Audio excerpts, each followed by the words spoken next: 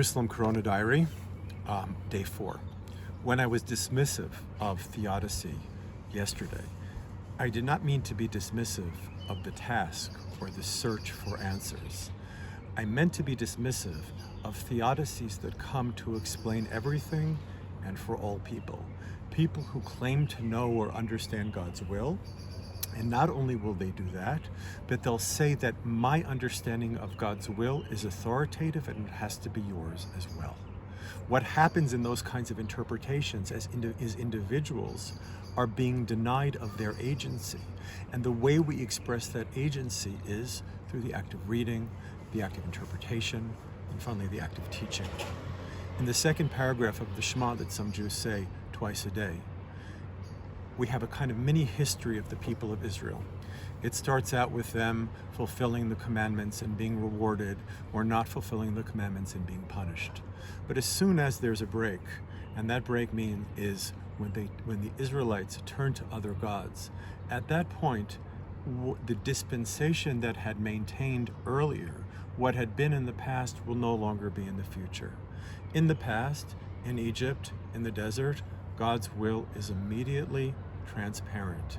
We see what God means immediately without any mediation, like the handmaid at the Red Sea saw with a clarity greater than any other prophet. Things are crystal clear. God's presence is manifest. What happens after the Israelites turn to other gods is they're given 3 instructions. The first is, internalize my words. Think of the world, have a worldview that's informed by the internalization of the vision, your vision of what's implicit in the Torah. The second part is interpretation. The people of Israel are commanded to wear tefillin. Now, why tefillin? Because they're called totafot. They're signs. The Jewish world is a world of writing, reading, and interpretation. When tefillin are introduced, we're being initiated into a world in which things are not always transparent, but rather one is required to read and interpret for oneself. And then after that, you can teach, and you shall teach your children when you wake up, and you should talk about them when you wake up in the morning and when you go to sleep at night. It's a blessing these days to teach in the humanities, because people begin to understand that the world is not prefabricated and already filled with meanings. Meaning, in the humanities, we always emphasize the importance of reading and interpretation.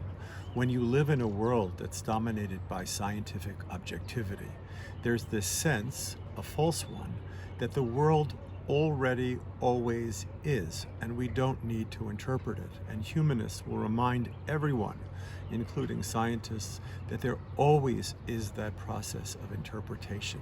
There always is that focus, I said yesterday, the focus, the attention that's informed by love, and that affects how we read the world. So when God commands that the people of Israel start to wear tefillin, what's being emphasized here is you're in a new world right now. It's not Egypt, where God comes clearly with his plagues and plagues the Egyptians. We're in a world where God's presence is not necessarily clear and manifest.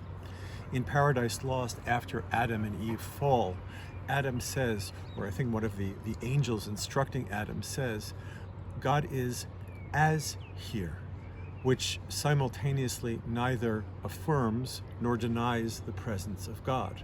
God is as here. What activates the as such that what was only potential or only in the context of as, what activates that so that we can see God? And that is, the as here is interpretation. That is, we are also, from Milton, after Adam and Eve leave the Garden of Eden, they're entering the world of interpretation and signs. And when you get into that world is a world of pain. That is the world that many of us are really living through today. Hopefully not experiencing that pain ourselves, but seeing it around us and seeing that suffering and wondering what to make of it. Milton acknowledges that world. The Torah acknowledges that world. It's a world of suffering. In a world of suffering, nothing is clear. But we can still search, we can internalize, we can interpret, and we can teach. Shabbat Shalom.